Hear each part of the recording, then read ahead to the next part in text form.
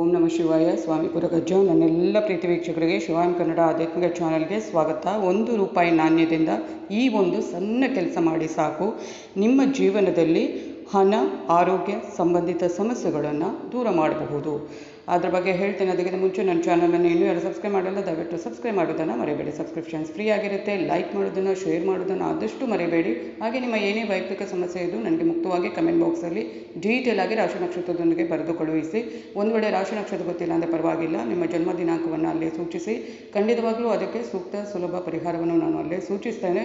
ಹಾಗೆ ನಾನು ನಿಮ್ಮ ಜೊತೆ ಯಾವತ್ತೂ ಇರ್ತೇನೆ. ಆಧ್ಯಾತ್ಮಿಕ ಜ್ಯೋತಿಷ್ಯಕ್ಕೆ ಸಂಬಂಧಪಟ್ಟ ಏನು ಪ್ರಶ್ನೆ ಇದ್ರೂ ಕೂಡ ಕೇಳಬಹುದು, ಮುಕ್ತವಾಗಿ ಕೇಳ್ಬೋದು. ಅದಕ್ಕೆ ಕೂಡ ನಾನು ವಿಡಿಯೋ ಮಾಡಿ ಹಾಕ್ತೇನೆ ಅಂತ ಹೇಳ್ತಾ, ಆನಂತರ ಸಬ್ಸ್ಕ್ರೈಬ್ ಅಂತ ಒತ್ತುವಾಗ ಸೈಡಲ್ಲಿ ಬೆಲ್ ಐಕಾನ್ ಇರುತ್ತಲ್ವ, ಅದನ್ನು ಪ್ರೆಸ್ ಮಾಡಿದಾಗ ಆಲ್ ಅಂತ ಬರುತ್ತೆ, ಅದನ್ನು ಪ್ರೆಸ್ ಮಾಡೋದನ್ನು ಮರೆಯಬೇಡಿ. ನಾನು ನಿಮ್ಮ ಜೊತೆ ಇರುವುದರ ಜೊತೆಗೆ ನಾನು ನಂಬಿರುವ ಶಿವದೇವರ ಹಾಗೂ ಕುರುಗಜ್ಜ ದೇವರ ಆಶೀರ್ವಾದನು ನನ್ನ ಪ್ರೀತಿಯ ವೀಕ್ಷಕರ ಮೇಲೆ ಇರುತ್ತೆ ಅಂತ ಹೇಳ್ತಾ, ₹1 ನಾಣ್ಯದಿಂದ ಈ ಒಂದು ಕೆಲಸ ಮಾಡಿ ಸಾಕು. ಜ್ಯೋತಿಷ ಮತ್ತು ವಾಸ್ತುಶಾಸ್ತ್ರದಲ್ಲಿ ಉಲ್ಲೇಖಿಸಲಾದ ಪರಿಹಾರಗಳು ಒಬ್ಬ ವ್ಯಕ್ತಿಯನ್ನು ಜೀವನದ ಅನೇಕ ಸಮಸ್ಯೆಗಳಿಂದ ಮುಕ್ತಗೊಳಿಸುತ್ತವೆ. ಜ್ಯೋತಿಷ್ಯದಲ್ಲಿ ₹1 ನಾಣ್ಯಕ್ಕೆ ಸಂಬಂಧಿಸಿದ ಕೆಲವು ಪರಿಣಾಮಕಾರಿ ಪರಿಹಾರ ಇದೆ. ₹1 ನಾಣ್ಯದ ಈ ಕ್ರಮಗಳಿಂದ ನೀವು ಜೀವನದಲ್ಲಿ ಹಣ ಮತ್ತು ಆರೋಗ್ಯ ಸಂಬಂಧಿತ ಸಮಸ್ಯೆಗಳನ್ನು ಕೂಡ ದೂರ ಮಾಡಿಕೊಳ್ಬಹುದು. ಕಠಿಣ ಪರಿಶ್ರಮದ ನಂತರವೂ ಜೀವನದಲ್ಲಿ ಅನೇಕ ಜನರು ಹಣಕಾಸಿನ ಸಮಸ್ಯೆಗಳಿಂದ ತೊಂದರೆಗೀಡಾಗುತ್ತಾರೆ. ಆದ್ದರಿಂದ ನೀವು ಜ್ಯೋತಿಷ್ಯ ಮತ್ತು ವಾಸ್ತುಶಾಸ್ತ್ರ ದಲ್ಲಿ ಉಲ್ಲೇಖಿಸಲಾದ ಕೆಲವು ಪರಿಹಾರಗಳನ್ನು ಮಾಡಿದರೆ ಅದು ನಿಮಗೆ ಪ್ರಯೋಜನಕಾರಿಯಾಗುವುದು ಖಂಡಿತ. ಹಾಗಾಗಿ ₹1 ನಾಣ್ಯದಿಂದ ಮಾಡಬಹುದಾದ ಕೆಲವು ಸುಲಭ ಉಪಾಯವನ್ನು ಹೇಳ್ತೇನೆ ನೋಡಿ.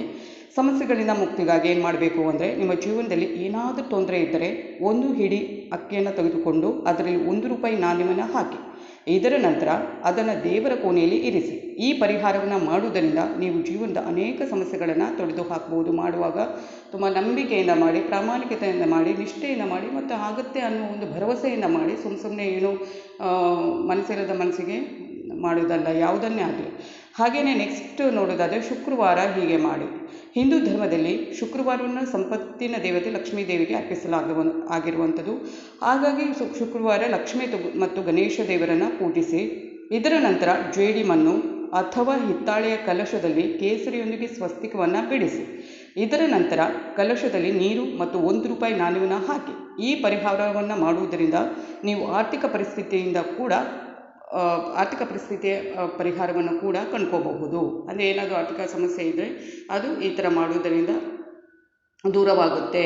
ಅಂದರೆ ಆಗಲೇ ಮಾರನೇ ದಿವಸ ದೂರ ಆಗುತ್ತೆ ಅಂತಲ್ಲ, ಮುಂದಿನ ದಿನಗಳಲ್ಲಿ ಅದು ಒಂದೊಂದಾಗಿ ಸ್ವಲ್ಪನೇ ದೂರವಾಗುತ್ತಾ ಹೋಗುತ್ತೆ. ಮತ್ತು ಇನ್ನೊಂದು, ಹೀಗೆ ಮಾಡಿದರೆ ಜೇಬು ಎಂದಿಗೂ ಖಾಲಿ ಆಗೋದಿಲ್ಲ ಅಂತ. ಯಾವಾಗಲೂ ನವಲುಗರಿ ಮತ್ತು ₹1 ನಾಣ್ಯವನ್ನು ನಿಮ್ಮ ಜೇಬಿನಲ್ಲಿ ಅಥವಾ ಪರ್ಸ್ನಲ್ಲಿ ಇಟ್ಕೊಳ್ಳಿ. ಇದನ್ನು ಮಾಡೋದ್ರಿಂದ ಲಕ್ಷ್ಮೀದೇವಿಯ ಕೃಪೆ ನಿಮ್ಮ ಮೇಲೆ ಯಾವಾಗಲೂ ಇರುತ್ತೆ. ನೀವು ಎಂದಿಗೂ ಹಣದ ಕೊರತೆಯನ್ನು ಎದುರಿಸಬೇಕಾಗಿಲ್ಲ. ಚಿಕ್ಕ ಪರಿಹಾರ, ನಂಬಿಕೆಯಿಂದ ಮಾಡಿ. ಆಗುತ್ತೋ ಆಗೋದಿಲ್ವೋ ಆಮೇಲೆ ನೋಡೋಣ. ಮಾಡೋದೇ ಏನಿದೆ ಅಲ್ವಾ, ಪ್ರಯತ್ನ ಪಡ್ಬೋದು, ಖಂಡಿತ ಆಗುತ್ತೆ. ನಾವು ಒಳ್ಳೆಯ ರೀತಿಯಲ್ಲಿ ನಂಬಿಕೆಯಿಂದ ಮಾಡಿದರೆ ಯಾವ ಕೆಲಸನೂ 100% ಆಗೇ ಆಗುತ್ತೆ. ಏನೋ ನೆಗೆಟಿವಿಟಿಯಲ್ಲಿ ಆಗುತ್ತೋ ಇಲ್ವೋ ಅಂತ ಮಾಡಿದರೆ ಅದು ಆಗೋದೇ ಇಲ್ಲ. ಈ ರೀತಿಯಾಗಿ ದೀಪವನ್ನು ಬೆಳಗಿಸಿ. ಸಂಜೆ ಮನೆಯ ಮುಖ್ಯ ದ್ವಾರದಲ್ಲಿ ದೀಪವನ್ನು ಬೆಳಗಿಸಲು ಕೆಲವು ವಿಧಾನಗಳಿವೆ. ಆದ್ದರಿಂದ ಮನೆಯಿಂದ ಬಡತನವನ್ನು ತೊಡೆದು ಹಾಕಲು ಸಂಜೆ ಮುಖ್ಯ ಬಾಗಿಲಿನ ಮೂಲೆಯಲ್ಲಿ ತುಪ್ಪದಿಂದ 4 ಮುಖದ ದೀಪವನ್ನು ಬೆಳಗಿಸಿ. ಇದರ ನಂತರ ಈ ದೀಪದಲ್ಲಿ ₹1 ನಾಣ್ಯವನ್ನು ಹಾಕಿ. ಅನಂತರ ರೋಗಗಳಿಂದ ಮುಕ್ತಿಯನ್ನು ಹೊಂದಲು, ಏನಾದರೂ ಒಂದು ಆರೋಗ್ಯ ಸಮಸ್ಯೆ ಏನಾದರೂ ನಿಮ್ಮನ್ನು ಕಾಡ್ತಾ ಇದ್ದರೆ, ಬಹಳವಾಗಿ ಕಾಡ್ತಾ ಇದ್ದರೆ, ಆಗಾಗ ಪದೇ ಕಾಡ್ತಾ ಇರುತ್ತೆ ಕೆಲವರಿಗೆ ಅಂತ. ಒಂದು ಸಲ ಏನು ವಾಸಿ ಆಗುತ್ತೆ, ಇನ್ನೊಂದು ಸಲ ಪುನಃ ಅದು ಮುಂದಿನ ದಿನಗಳಲ್ಲಿ ಪುನಃ ಕಾಡುವಂಥದ್ದು ಅಂತ ಏನಾದರೂ ಆರೋಗ್ಯ ಸಮಸ್ಯೆ ಇದ್ದರೆ, ನೀವು ದೀರ್ಘಕಾಲದ ಕಾಯಿಲೆಯಿಂದ ಬಳಲ್ತದ್ದು, ಯಾವುದೇ ಕಾಯಿಲೆ ಆಗಿರ್ಬೋದು, ಏನೋ ಹುಷಾರಿಲ್ಲ ಪದೇ ಕಾಡುವಂಥ ಒಂದು ರೋಗದಿಂದ ನೀವು ಮುಕ್ತಿಯನ್ನು ಹೊಂದಬಹುದು. ₹1 ನಾಣ್ಯದ ಪರಿಹಾರವು ಇದಕ್ಕೆ ಉತ್ತಮವಾಗಿ ಕೆಲಸ ಮಾಡುತ್ತೆ. ಇದಕ್ಕಾಗಿ ರಾತ್ರಿ ಮಲಗುವ ಮೊದಲು ಒಂದು ಬಟ್ಟಲಿನಲ್ಲಿ ಕಲ್ಲು ಉಪ್ಪನ್ನು ಹಾಕಿ. ಕಲ್ಲು ಉಪ್ಪು ಇರುತ್ತಲ್ವ, ರಾಕ್ ಸಾಲ್ಟ್ ಅಂತ ಹೇಳ್ತಾರೆ, ಅದನ್ನು ಹಾಕಿ ಮತ್ತು ಅದರಲ್ಲಿ ₹1 ನಾಣ್ಯವನ್ನು ಹಾಕಿ ತಲೆದಿಂಬಿನ ಬಳಿ ಇಟ್ಟು ಮಲಗಿ. ಈ ಥರ ಮಾಡುವುದರಿಂದ ನೀವು ಅನೇಕ ರೀತಿಯ ರೋಗಗಳಿಂದ ಪರಿಹಾರವನ್ನು ಪಡೆಯಬಹುದು. ನೋಡಿ, ಒಮ್ಮೆ ಪ್ರಯತ್ನ ಪಟ್ಟು ನೋಡಿ. ಆಗುತ್ತಾ ಇಲ್ವೋ ಅನ್ನೋ ಇದು ಬೇಡ, ನಾನು ಅದನ್ನೇ ಪದೇ ಹೇಳ್ತಾ ಇದ್ದೀನಿ. ನಮಗೆ ನಂಬಿಕೆ, ಪ್ರಾಮಾಣಿಕತೆ, ನಿಷ್ಠೆಯಿಂದ ಯಾವುದೇ ಒಂದು ಕೆಲಸವನ್ನು ಭಕ್ತಿಯಿಂದ ಮಾಡಿದ ಖಂಡಿತವಾಗ್ಲೂ ಅದರಲ್ಲಿ ತುಂಬಾ ಉಪಯೋಗ ಆಗೇ ಆಗುತ್ತೆ. ಧನ್ಯವಾದಗಳು.